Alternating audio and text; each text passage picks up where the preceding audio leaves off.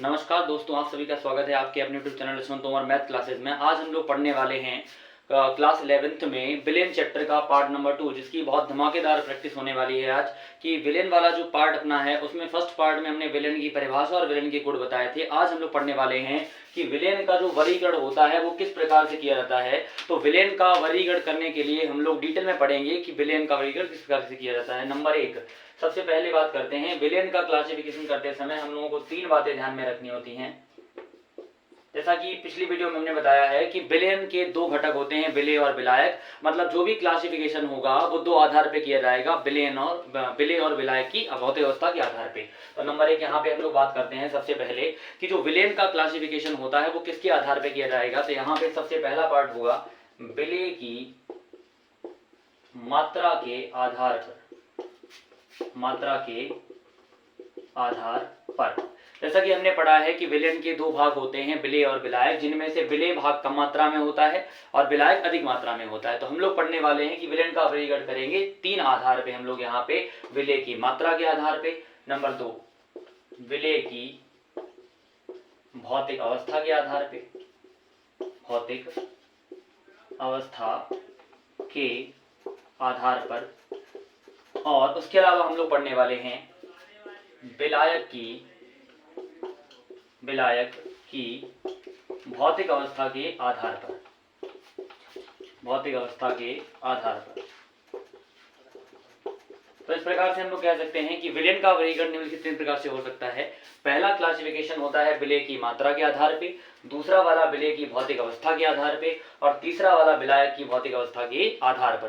तो यहाँ पे हम लोग जो पढ़ने वाले हैं कि सबसे पहले जो क्लासिफिकेशन होता है वो होता है विलेय की मात्रा के आधार पर। तो यहाँ पे 3 प्रकार से क्लासिफिकेशन होगा, जिनमें से हम फर्स्ट वाला पॉइंट पढ़ने वाले हैं कि विलेय की मात्रा के आधार पे, और उसके बाद ही हम लोग विलेन में आगे बढ़ सकते हैं।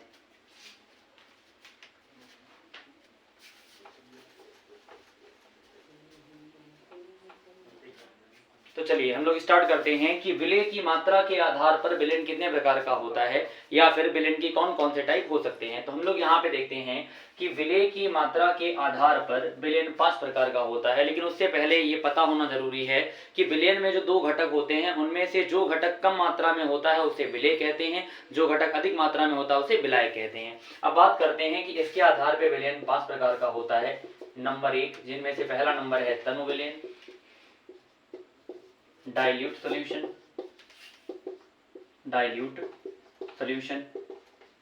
पहले हम लोग इसी पॉइंट की बात कर लेते हैं कि तनु विलेन क्या होता है, अर्थात डाइल्यूट सॉल्यूशन क्या होता है। तो यहाँ पे बात करते हैं कि विलेन में जो विलेय की मात्रा होती है वो बेसिकली कम होती है। लेकिन अगर कहा जाए कि तनु विलेन क्या होता है तो हम लोग कहेंगे कि वह विलेन जिसमें विलेय की मात्रा विलायक की अपेक्षा बहुत कम होती है। मतलब विलेय की मात्रा कम तो होती है लेकिन विलायक की तुलना में बहुत कम होती है, तो वहां जो विलेन बनता है वो तनु विलेन होता है। अर्थात हम कह सकते हैं कि विलेय की मात्रा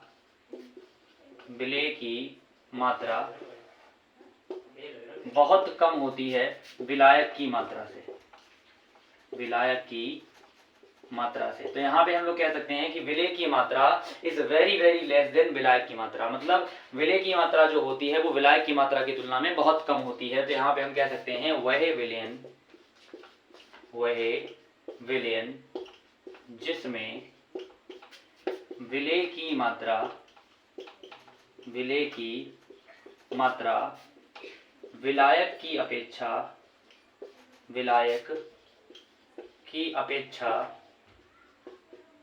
बहुत कम होती है,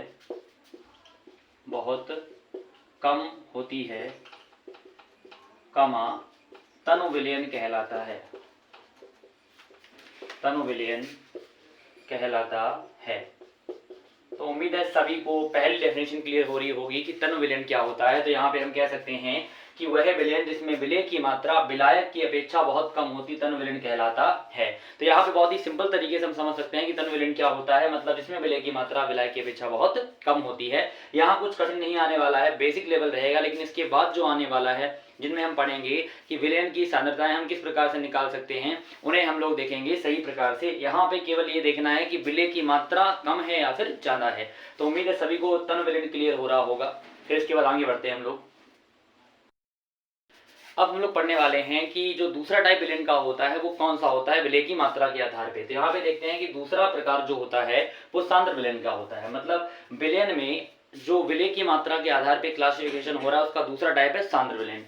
अब जैसा कि पीछे हमने तनु विलेन की बात कही और तनु विलेन बताया कि वह विलेन जिसमें विलेय की मात्रा विलायक की अपेक्षा बहुत कम होती है वो तनु विलेन होता है। लेकिन यहाँ पे बात आए सांद्र विलेन की। अब बात आती है कोई बेसिक एग्जाम्पल मिल सकता है इस चीज का, तो हम लोग कहते हैं जैसे कि पानी है और पानी में शर्करा बहुत कम मात्रा में मिलाई, जैसे एक बाल्टी पानी है और एक बाल्टी पानी में 100 ग्राम शर्करा मिलाई गई है तो बहुत कम मात्रा है, मतलब वहां पे तनु विलेन होगा। अब बात आती है सांद्र विलेन की, तो हम लोग कहते हैं कि इसमें जो विलेय की मात्रा होती है, विलेय की मात्रा वो विलायक से कम तो होती है, विलायक की मात्रा से कम तो होती है लेकिन तनु विलेन की अपेक्षा ज्यादा होती है। मतलब जितनी कम मात्रा तनु विलेन में होती है उतनी अब सांद्र विलेन में नहीं होगी। तो यहाँ पे हम कह सकते हैं कि वह विलेन जिसमें विलेय की मात्रा विलायक की अपेक्षा तनु विलेन से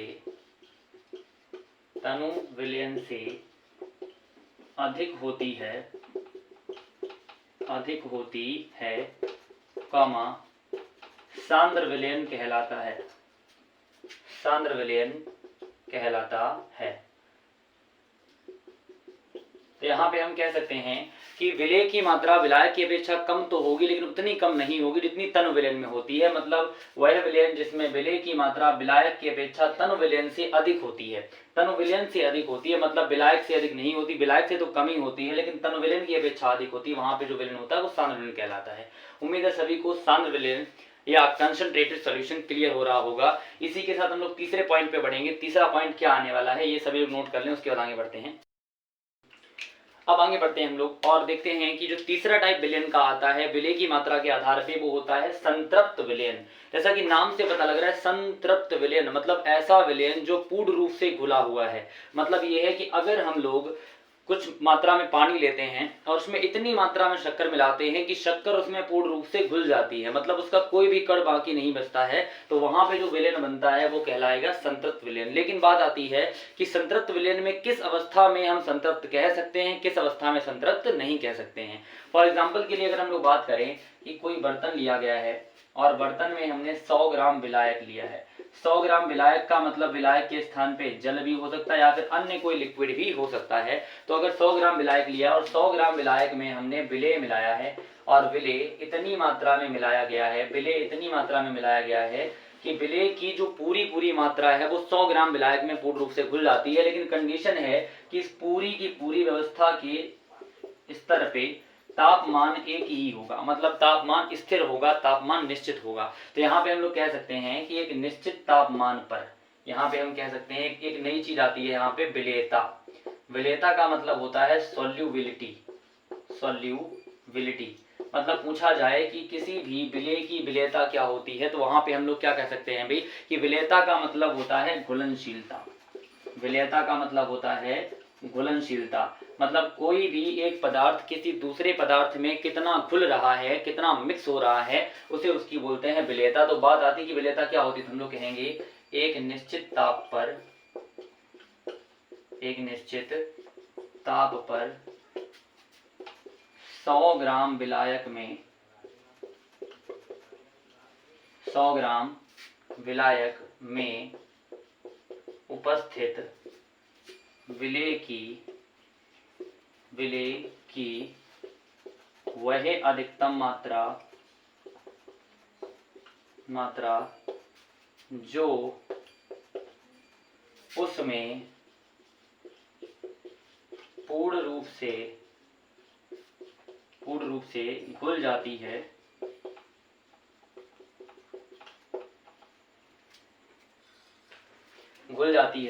कॉमा विलेयता कहलाती है। मतलब सीधी सी बात यहाँ पे आ रही है कि एक निश्चित ताप पर 100 ग्राम विलायक में उपस्थित विलेय पदार्थ की वह अधिकतम मात्रा जो विलायक में पूर्ण रूप से घुल जाती है। मतलब जितनी भी मात्रा 100 ग्राम विलायक में एक निश्चित ताप पे घुली गई है, अगर वो मात्रा पूर्ण रूप से घुल जाती है तो उसे उसकी कहते हैं विलेयता, और विलेयता का ही अर्थ होता है घुलनशीलता। तो उम्मीद है सभी को क्लियर हो रहा होगा विलेयता क्या होती है। लेकिन हम लोग पढ़ रहे थे संतृप्त विलयन। तो संतृप्त अवस्था में कोई भी विलयन तभी होता है जबकि विलेय की पूरी मात्रा विलायक में घुल जाती है। तो यहाँ पे हम कह सकते हैं कि एक निश्चित ताप पर 100 ग्राम विलायक में उपस्थित विलेय पदार्थ की वह अधिकतम मात्रा जो पूर्ण रूप से घुल जाती है विलेयता कहलाती है। और विलेयता पर जो विलयन बनता है, विलेयता पर जो भी विलयन बनेगा उसे हम लोग कहेंगे संतृप्त विलयन। मतलब ये है कि विलेय की पूरी मात्रा विलायक में घुलती है जबकि विलयन कैसा होगा, संतृप्त। तो उम्मीद है सभी को संतृप्त विलयन भी क्लियर हो रहा होगा अच्छी तरीके से, सभी लोग नोट कर सकते हैं। अब आगे हम लोग 4th नंबर पे स्टार्ट करते हैं कि जो 4th नंबर पे विलयन का प्रकार आता है उसे हम लोग कहते हैं असंतृप्त विलयन। जैसा कि पीछे हमने अभी भी पढ़ा है कि संतृप्त विलयन क्या होता है। तो संतृप्त में जो विलेय की मात्रा है वो 100 ग्राम विलायक में पूर्ण रूप से घुल जाती है। लेकिन यहाँ पे बात आ रही असंतृप्त, मतलब अ प्लस संतृप्त, मतलब ऐसा विलयन जो संतृप्त नहीं है। तो यहाँ पे हम लोग कह सकते हैं कि वह विलयन जो संतृप्त नहीं होता है उसे हम लोग कहते हैं असंतृप्त विलयन, या फिर वह विलयन जिसमें विलेय की मात्रा संतृप्त विलयन से कुछ कम होती है। जैसा कि पीछे हम लोगों ने पढ़ा कि संतृप्त विलयन में विलेय की जो मात्रा होती है वो पूर्ण रूप से घुल जाती है, लेकिन असंतृप्त विलयन में जो विलेय की मात्रा होगी वो संतृप्त विलयन की अपेक्षा कुछ कम होगी। तो यहाँ पे डेफिनेशन हम कह सकते हैं कि वह विलयन जो संतृप्त नहीं होता है या वह विलयन जिसमें विलेय की मात्रा संतृप्त विलयन की अपेक्षा कुछ कम होती है उसे हम लोग कहते हैं अनसैचुरेटेड सॉल्यूशन या फिर असंतृप्त विलयन। तो डेफिनेशन हो सकती है यहाँ पे, वह विलयन जिसमें विलेय की मात्रा कमा संतृप्त विलयन की अपेक्षा संतृप्त विलयन की अपेक्षा कुछ कम होती है, कुछ कम होती है, कमा असंतृप्त विलयन कहलाता है, असंतृप्त विलयन कहलाता है। मतलब सीधी सी बात है यहाँ पे कि वह विलयन जिसमें विलेय की मात्रा संतृप्त विलयन अर्थात संतृप्त विलयन में पूरी मात्रा घुल रही थी, तो यहाँ पे मात्रा पूरी नहीं घुल पाएगी या फिर मात्रा कुछ कम रह जाएगी। तो यहाँ पे जो विलयन होगा उसे हम लोग बोलेंगे असंतृप्त विलयन। जैसे कि कभी कभार बात होती है कि शरबत जब बनाया जाता है तो कुछ कंडीशन में शरबत मीठा होता है, कुछ कंडीशन में बहुत ज्यादा, कुछ कंडीशन में मीठा नहीं होता है। तो जिस कंडीशन में पर्याप्त मात्रा में घुल जाता है, ठीक ठाक मीठा होता है, उसे बोलते हैं संतृप्त विलयन। और इसमें मीठे से कुछ कम रह जाता है, वहां पे जो विलयन होता है उसे हम लोग बोलते हैं असंतृप्त विलयन, मतलब जो विलयन सैचुरेटेड नहीं है। तो उम्मीद है सभी को असंतृप्त विलयन क्लियर हो रहा होगा। वह विलयन जिसमें विलेय की मात्रा संतृप्त विलयन की अपेक्षा कुछ कम होती है असंतृप्त विलयन कहलाता है। तो सभी लोग क्लियर कर रहे होंगे, इसे नोट करें, फिर हम लोग आगे बढ़ते हैं। अब हम लोग आखिरी पॉइंट की ओर बढ़ते हैं कि जो तनु विलयन जो होता है उसके बाद में आता है सांद्र विलयन, फिर संतृप्त, फिर अति संतृप्त। अब अंत में हम लोग पढ़ने वाले हैं कि विलयन का जो 5वां प्रकार आता है या जो आखिरी प्रकार होता है विलेय की मात्रा के आधार पे, वो होता है अति संतृप्त विलयन। जैसा कि हमने पीछे पढ़ा कि तनु विलयन, सांद्र विलयन, संतृप्त और असंतृप्त, लेकिन उसके बाद में एक विलयन और बचता है अति संतृप्त विलयन। तो यहाँ पे नाम से पता लग रहा है अति प्लस संतृप्त, मतलब जो संतृप्त से भी ज्यादा संतृप्त है उसे हम लोग बोलते हैं अति संतृप्त विलयन। मतलब यहाँ पे कह सकते हैं कि अभी तक हमने पढ़ा था कि संतृप्त विलयन में विलेय की मात्रा पूरी घुल जाती है, असंतृप्त में मात्रा संतृप्त से कुछ कम रह जाती है, लेकिन अति संतृप्त में जो विलेय की मात्रा होती है वो विलायक की अपेक्षा बहुत ज्यादा हो जाती है। मतलब इस विलयन में से अगर हम विलेय को निकालना चाहें तो हम निकाल सकते हैं। एग्जाम्पल के लिए कि 1 बाल्टी पानी है और उसमें अगर हम 1 बाल्टी से भी अधिक शक्कर मिला दें तो वहां पे जो शक्कर होगी उसको हम बाहर निकाल पाएंगे और वहां जो विलयन बनेगा उसे बोलेंगे अति संतृप्त विलयन। मतलब हम कह सकते हैं वह विलयन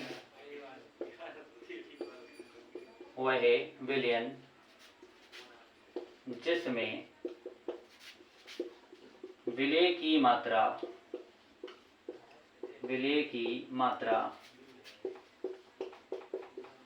विलायक की अपेक्षा कमा बहुत अधिक होती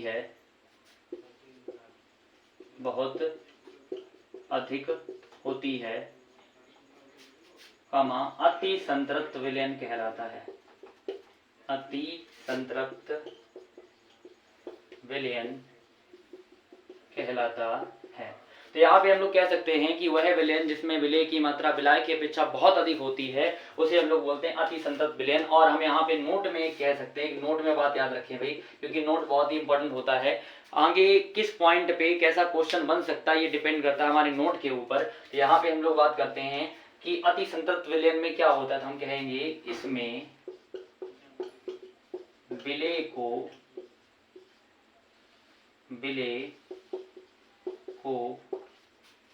विलायक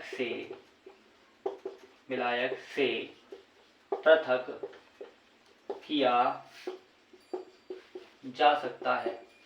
तो ये हमारा पांचवा और आखिरी टाइप हो गया है विलयन के प्रकार का, अर्थात विलय की मात्रा के आधार पे जो विलयन होता है वो 5 प्रकार का होता है। तनु विलयन, सांद्र विलयन, संतृप्त, असंतृप्त और अति संतृप्त। इस प्रकार से हम पांचों टाइप के विलयन पढ़ सकते हैं। हालांकि ये ज्यादा इंपॉर्टेंट तो नहीं है, लेकिन इनके बिना लेसन स्टार्ट भी नहीं हो सकता है और क्वेश्चन क्लियर भी नहीं होंगे। तो सभी लोग उम्मीद है क्लियर हो रहा होगा कि विलय की मात्रा के आधार पे विलयन 5 प्रकार के होते हैं, उन्हें कैसे करना है ये हमने समझा दिया है। अभी हम लोग आगे बढ़ेंगे इसके बाद में कि विलायक और विलय की भौतिक अवस्था के आधार पे विलयन के क्या प्रकार होते हैं। तो इनको सभी लोग नोट करें, अच्छे से क्लियर करें, फिर हम लोग आगे बढ़ते हैं। अब हम लोग आगे बढ़ते हैं। अब हम लोग पढ़ेंगे कि दूसरा जो क्लासिफिकेशन होता है, दूसरा जो वर्गीकरण होता है वो होता है विलायक की भौतिक अवस्था के आधार पे। मतलब अभी तक हमने पढ़ा था कि विलय की मात्रा के आधार पे विलयन 5 प्रकार का होता है। तो अब आगे हम लोग पढ़ेंगे कि विलायक की भौतिक अवस्था के आधार पर विलयन कितने प्रकार का होता है। जैसा कि हम सभी लोग जानते हैं, छोटी क्लास से कक्षा 9, 10 या 11 से हम लोग पढ़ते आए हैं कि पदार्थ की मेनली 3 ही भौतिक अवस्थाएं होती हैं, ठोस, द्रव, गैस। तो उन्हीं आधार पे यहाँ विलयन भी 3 प्रकार का बनेगा, ठोस, द्रव, गैस के आधार पे। तो यहाँ पे हम कहते हैं कि भौतिक अवस्था के आधार पर जो विलयन होता है वो 3 प्रकार का होता है। वो कौन कौन सा होता है, जैसा हमने बताया अभी, ठोस, द्रव, गैस। तो यहाँ पे पहला टाइप होगा ठोस विलयन, दूसरा टाइप होगा द्रव विलयन और तीसरा टाइप होगा गैस विलयन। तो यहाँ पे हम कहेंगे भौतिक अवस्था के आधार पे विलयन 3 प्रकार का होता है। कौन कौन से 3 प्रकार हैं वो हम लोग एक एक करके डिटेल में पढ़ेंगे। तो पहला पॉइंट हमारा यहाँ पे आता है, पहला पॉइंट हमारा यहाँ पे आता है कि पहला प्रकार क्या है।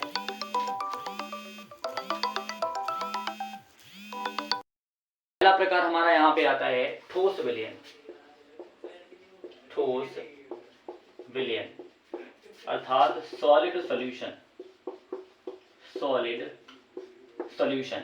तो पहले प्रकार में हम लोग पढ़ने वाले हैं कि ठोस विलयन कब बनता है या विलायक की भौतिक अवस्था में ठोस विलयन किस कंडीशन में बन सकता है। तो यहाँ पे ये समझना है कि हम जानते हैं कि विलयन के 2 घटक होते हैं, विलय प्लस विलायक, विलय प्लस विलायक। और यहाँ पे जो विलयन का प्रकार डिपेंड करता है वो डिपेंड करता है विलायक की भौतिक अवस्था पे, ना कि विलय की। तो अगर कभी भी विलय ठोस है, अगर कभी भी विलय ठोस है और विलायक ठोस है और जो विलय है वो ठोस या द्रव या गैस, तीनों अवस्थाओं में से कुछ भी है, तो वहां पे इन तीनों अवस्थाओं को ना देखकर हम केवल एक ही अवस्था की बात करेंगे कि विलायक अगर ठोस है तो विलयन भी कैसा होगा, ठोस। तो हम कहेंगे वह विलयन जिसमें विलायक तो ठोस अवस्था में होता है परंतु विलय ठोस, द्रव या गैस 3 में से किसी भी अवस्था में हो सकता है, उसे हम लोग कहेंगे ठोस विलयन। एग्जाम्पल की अगर हम लोग यहाँ पे बात करें कि एग्जाम्पल क्या हो सकता है, तो अगर हम कहीं भी कोई विलायक के रूप में कोई धातु लेते हैं, जैसे हमने कहा कि विलायक के रूप में एक धातु ली है हमने, और यहाँ पे विलायक के रूप में हमने धातु ले ली है कॉपर, और कॉपर धातु में हमने विलय के रूप में जिंक मिला दिया है। तो कॉपर और जिंक को मिलाकर कांसा या पीतल बनेगा हमारा। कांसा या पीतल जैसे ही बनेगा तो वहां पे उस अवस्था में जो मिश्र धातु बनी है वो ठोस ही होती है, मतलब पीतल हो चाहे कांसा हो वो भी ठोस होगा। तो यहाँ पे जो विलयन बना है उसे हम लोग कहेंगे ठोस विलयन, क्योंकि यहाँ पे विलय और विलायक दोनों ही ठोस हैं। अब विलय चाहे ठोस हो या ना हो लेकिन विलायक ठोस अवस्था में ही रहेगा। तो यहाँ पे हम कह सकते हैं वह विलयन, वह विलयन जिसमें विलायक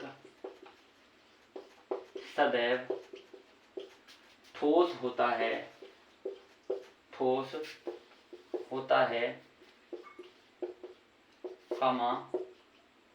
ठोस विलयन कहलाता है। तो यहाँ पे हम बहुत नॉर्मल सी बात कह सकते हैं कि अगर विलायक ठोस है तो विलयन भी कैसा होगा, ठोस। और हम कह सकते हैं कि वह विलयन जिसमें विलायक सदैव ठोस होता है ठोस विलयन कहलाता है। और विलेय, ठोस, द्रव, गैस तीन में से कोई भी अवस्था में हो सकता है। तो उम्मीद है सभी को पहला प्रकार क्लियर हो रहा होगा, विलायक की भौतिक अवस्था के आधार पे ठोस विलयन क्या होता है, ये क्लियर हो रहा होगा। अब आगे बढ़ते हैं हम लोग। अब हम लोग आगे स्टार्ट करते हैं कि विलायक की भौतिक अवस्था के आधार पे जो विलयन का दूसरा प्रकार है वो होता है द्रव विलयन। जैसा कि पीछे हमने पढ़ा कि विलायक अगर ठोस अवस्था में है तो विलयन भी ठोस है, लेकिन यहाँ पे बात आ रही है द्रव की। तो यहाँ पे हम कह सकते हैं कि अगर विलायक द्रव है और विलेय ठोस या द्रव या गैस कुछ भी है, तो वहां पे जो विलयन बनता है उसे हम लोग कहते हैं द्रव विलयन। मतलब वह विलयन जिसमें विलायक द्रव अवस्था में होता है द्रव विलयन कहलाता है। एग्जाम्पल के लिए अगर हम शराब प्लस पानी का मिश्रण लेते हैं तो हम देखते हैं कि शराब भी द्रव अवस्था में है और पानी भी द्रव है, लेकिन उनका जो मिश्रण होता है वो भी कैसी अवस्था में आता है, द्रव अवस्था में। तो वहां पे हम कह सकते हैं कि जो विलयन बना है वो कौन सा विलयन है, द्रव विलयन है। तो यहाँ परिभाषा हम लिख नहीं रहे, ऐसे ही समझ लेनी है, क्योंकि यहाँ कोई बड़ी परिभाषा नहीं, सिंपल सी बात है कि वह विलयन जिसमें विलायक द्रव अवस्था में होता है परंतु विलेय ठोस, द्रव, गैस कुछ भी हो सकता है, वहां पे हम कहेंगे द्रव विलयन। तो परिभाषा याद रखनी है, वह विलयन जिसमें विलायक द्रव अवस्था में होता है द्रव विलयन कहलाता है। एग्जाम्पल के लिए शराब प्लस पानी का जो मिश्रण होता है वो एक द्रव विलयन है, जिसमें शराब भी द्रव होता है और पानी भी द्रव होता है। तो अब आगे हम लोग बढ़ते हैं कि द्रव विलयन के बाद में जो तीसरा टाइप है गैस विलयन, वो क्या होता है। हम लोग बढ़ते हैं तीसरे प्रकार की ओर, अर्थात जो थर्ड नंबर और जो आखिरी पार्ट आता है विलायक की भौतिक अवस्था के आधार पे, वो होता है हमारा गैस विलयन। जैसा कि पीछे हमने पढ़ा कि ठोस विलयन में विलायक ठोस होता है, द्रव विलयन में विलायक द्रव होता है, ऐसे यहाँ भी हम लोग कह सकते हैं कि इसमें जो विलायक होगा वो गैस अवस्था में होगा। तो यहाँ पे हम कह सकते हैं कि अगर किसी विलयन में विलायक गैस अवस्था में है और विलेय सॉलिड भी हो सकता है, लिक्विड भी, या फिर गैस भी हो सकता है, तो वहां पे हम कह सकते हैं कि वह विलयन जिसमें विलायक गैस अवस्था में होता है परंतु विलेय ठोस, द्रव या गैस कुछ भी हो सकता है, वहां पे बनने वाला विलयन गैस विलयन होता है। तो यहाँ पे हम एग्जाम्पल के रूप में ले सकते हैं जो धुआं होता है, धुएं में वायु के कण होते हैं और उसके साथ साथ धूल के कण भी होते हैं। अब जैसा कि पता है कि वायु तो एक गैस हो गई, क्योंकि वायु में अनेक गैसों का मिश्रण होता है, हाइड्रोजन, नाइट्रोजन, ऑक्सीजन, लेकिन जो धूल होती है वो ठोस होती है। मतलब यहाँ पे जो वायु के कण हैं वो गैस हैं, मतलब विलायक गैस है, और जो धूल के कण हैं वो ठोस हैं। तो यहाँ पे हम कह सकते हैं कि वह विलयन जिसमें विलायक गैस होता है परंतु विलेय के कण ठोस, द्रव या गैस में से कुछ भी हो सकते हैं, तो वहां पे हम कह सकते हैं गैस विलयन। तो इसकी डेफिनेशन भी लिख लेते हैं, वह विलयन जिसमें विलायक गैस अवस्था में जबकि विलेय ठोस, द्रव या गैस हो सकता है, गैस विलयन कहलाता है। इसी के साथ विलयन के हम सभी प्रकार पढ़ चुके हैं। आगे थर्ड नंबर का जो क्लासिफिकेशन होता है वो अगली वीडियो में आने वाला है। उम्मीद है सभी को वीडियो अच्छी क्लियर हुई होगी और विलयन के प्रकार पसंद आए होंगे। अगर वीडियो अच्छी लग रही है सभी को तो लाइक, शेयर, कमेंट करें और वीडियो को सब्सक्राइब करें और ज़्यादा से ज़्यादा लोगों के पास में वीडियो को शेयर करें ताकि अधिक से अधिक लोग 12th के जो बच्चे हैं वो इस वीडियो का आनंद ले सकें। धन्यवाद।